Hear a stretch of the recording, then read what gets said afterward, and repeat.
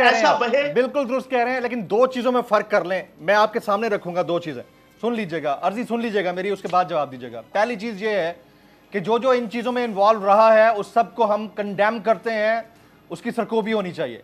लेकिन उसकी आड़ में जो आपके पॉलिटिकल वर्कर्स थे, ख्वातीन बाहर निकली, उनकी वीडियोस आपने देखी हैं जिनको घसीट घसीट के गिरफ्तार किया गया है, क्या आप उसको भी उसमें रगड़ देंगे?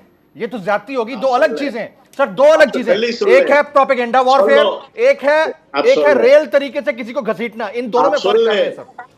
आप सुन ले तसल्ली से, आप टोकिएगा ना। जी जी। आपकी इत्तला के लिए अर्ज है, उन खवातीन को यहां तक किसने पहुंचाया? आपकी इत्तला के लिए अर्ज है, उन खवातीन को अपने कपड़े फेंक के और अपने जनाब दुपट्टे फेंकने की तरफ रागिब किसने किया? आपकी इत्तला के लिए अर्ज है कि उन माओ बहनों और बेटियों को जो आज जेलों के अंदर गल सड़ रही हैं, आज उन शरीफुल नफ्स खानदानों के 70 से 80,000 खानदान इस वक्त तबाह हुआ है। मेरा सगा भतीजा इस वक्त जेल में है। किसने किया? नफ्स का टॉपर है, टॉपर। किसने किया? किसने किया? नाम बताएं, नाम बता दें। मैंने आपको क्या बीच में ना टोके सर, नाम बता दें किसने किया ना।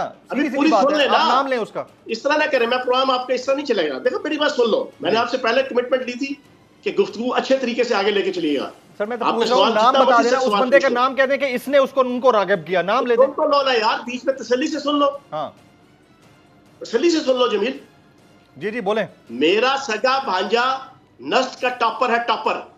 वो अपनी नौकरी पे गया हुआ था, वो आज जेल में है। इस तरह के 70,000 खानदान है जो तबाह बर्बाद हुए हैं, उनका कोई वाली वारिस नहीं है। कहने का मकसद ये है, आपने एक ट्रेंड बना दिया, एक फैशन बना दिया, सारा दिन ISI को गालियां देके, फौज को गालियां देके, फौज के चीफ को गालियां देके, फौज के अफसरान को गालियां देके, रियासत को गालियां देके, एक आपका एक फैशन बन गया। उस फैशन के अंदर इंतहाई शरीफुल नफ्स घरानों की बच्चियां, उनकी बेटियां, उनकी माएँ बहनें, सारे के सारे जनाब उसमें बह गए। फिर उनको ये बताया गया कि जनाब ये तो अमेरिका के खिलाफ पाकिस्तान की बका और सरबलंदी की जंग है। उधर हम अमेरिकी यहूदी कांग्रेसमैनों से जनाब अपनी जनाब कैंपेन कर रहे हैं, अपनी लॉबिंग की। उधर हम अमेरिकी यहूदी जनाब वुमेन कांग्रेस से जनाब मिलते तरले कर रहे हैं अल्लाह के बजाय कि जनाब हमें बचाओ। उधर हम यहूदी फर्म जो अमेरिका के अंदर हायर कर रहे हैं कि जनाब हमारी लॉबिंग की जाए। खान साहब देखो, चीजें वो है कि जो आवाम को ठंडे दिल और दिमाग से, आप एंकर है, आपके ऊपर भी तशद्दुद हुआ, मुझे पता है इस पूरी कैंपेन के अंदर आपके दिल में भी कसक होगी, लेकिन मुल्क के हालात देखें कि ये हालात यहाँ तक किस तरह पहुंचे और क्यों पहुंचे। अभी भी आप आपकी बात समझ रहा हूं। अब मुझे यहाँ पर ये बता दें कि किसने रागिब किया, किसने? आप डायरेक्टली कह रहे हैं इमरान खान साहब ने रागिब किया, आप ये कहना चाह रहे हैं? ओ खुदा के बंदो, वो मशीर थे, 3 केसेस थे। उन 3 केसेस में आप जमानत कराते, जमानत आपकी कैंसिल होती, आप गिरफ्तार होते, 15 दिन, 20 दिन, 2 महीने, 3 महीने बाद आप बाहर होते। उन 3 केसेस को 150 केसेस तक आप ले गए। हजारों लोगों के ऊपर भी 40-40 पर्चे करवा दिए, बंदे मर गए, बंदे जख्मी हो गए, मुरद इल्जाम हो गए ठहराते हैं इमरान खान साहब के को। बाद चौहान साहब, आप डायरेक्टली मुरद इल्जाम ठहराते हैं खान साहब को। नहीं देखिए, मुझे पूछना भी तो है ना, बड़ा जबरदस्त आप बोल रहे हैं, मैं चाह रहा हूं कि आप बताते हैं। होता है ना यार, मेरी अर्जी सुन लें, मैं आपसे सवाल करने का हक तो रखता हूं ना। आप कह रहे हैं ना कि किसी ने उनको रागिब किया, आप बता दें कि किसने रागिब किया, आप उसका नाम ले दें। यार क्या चीज आपको तंग कर रही है जमील यार? क्या चीज तंग कर रही है चौहान साहब? मैं सवाल कर रहा हूं आपसे, मैं जवाब दे रहा हूं। वो भाई जवाब दे रहा हूं आपको, जवाब देने के लिए तो बैठा हूं। बताएं किसने रागिब किया उनको? अच्छे तरीके से प्रोग्राम चलाएंगे आप। बार-बार सर अच्छा तरीका क्या? मैं मुझे अब देखिए, प्रोग्राम कंडक्ट करने का तरीका आप ना सिखाएं। अच्छा तरीका ये होता है, मैं आपसे पूछ रहा हूं। देखिए मेरे पास एक टाइम रिस्ट्रेंट है ना, मैं उस हिसाब से आपसे सवाल कर रहा हूं। आप बता दें कि रागिब किसने किया, रागिब किसने किया? ओ खुदा, और रागिब इमरान खान ने किया। बस ये मैं सुनना चाह रहा था, बात खत्म हो गई। इतनी सी बात आप कह दें। और आपने भी किया। आपने नहीं किया करके आपने लोगों को जनाब मोटिवेट किया।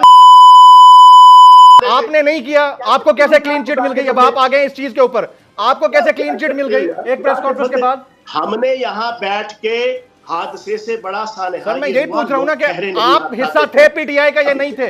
1 मई को आपके सामने अगर कोई प्लानिंग हो रही थी, आप उसमें शामिल थे या नहीं थे? जज्बाती हो गए हो। नहीं, जज्बाती की बात नहीं, आपने बात ऐसी की है। आप मुझे कैसे ब्लेम कर रहे हैं? मैं तो सवाल करता हूं आपसे। आप मुझसे पूछ रहे हो, मैं नहीं गर्म हो रहा। आप गर्म हो गए। नहीं, आप गर्म हुए, आपने शुरू किया इसको। गर्म आप गर्म नहीं, मैंने तो कहा कि आप जैसे वो तमाम एंकर जो अपनी रेटिंग, अपनी मोनेटाइजेशन, कोई रेटिंग नहीं है भाईजान, हमारी कोई रेटिंग नहीं है, हमें किसी रेटिंग नहीं पड़ना। पाकिस्तान की को जो है ना वो जहन्नुम के अंदर झोंकते रहे। आप कितनी वजारतें आपने एंजॉय की हैं? कितनी वजारतें आपने एंजॉय की खान साहब के साथ रह के? आप मुझे बता रहे हैं? यार हमने आपसे हम सवाल भी ना करें। झंडा बुलंद करके रखा। हमने 1.25 साल पाकिस्तान की फौज के खिलाफ एक लफ्ज नहीं बोला। फयाजुल हसन चौहान साहब देखें, टू द पॉइंट जो जवाब लेने होते हैं ना वो आप देना नहीं चाह रहे। मुझे लगता है ऐसा है कि आप वो देना नहीं चाह रहे। देखें आप पहले से तय करके बैठे हैं कि आपने वही बात कर रहे हैं मिलते करके। सर आप इंपॉर्टेंट है तभी टाइम लिया, लेकिन इसका मतलब ये नहीं है कि आप बिल्कुल ब्लेम गेम शुरू कर दें। इसका मतलब यही हमारे उन एंकर्स का नेगेटिव स्टाइल है जिसकी वजह से पाकिस्तान यहां तक सर आपका पॉजिटिव स्टाइल क्या है? आप एक जमात के साथ 25 साल से एसोसिएटेड हैं, आपसे सवाल ना करें हम। आप एसोसिएटेड रहे, हम आपसे सवाल ना करें। आप 2 मिनट सुनो। सियासत ने भी मुल्क को खराब किया है। फयाजुल हसन चौहान साहब बहुत शुक्रिया आपके वक्त के लिए। ये बताएं ना, मैंने आपसे टाइम लिया, पर्पस सिर्फ ये था कि आपको मैं प्रॉपर शुरू में बराबर टाइम दिया। आप बोल रहे थे, मना नहीं किया, लेकिन क्वेश्चन करने का राइट मेरे पास है, इसको आप रोक नहीं सकते हैं। और उसके बीच में आप 10 तरीके से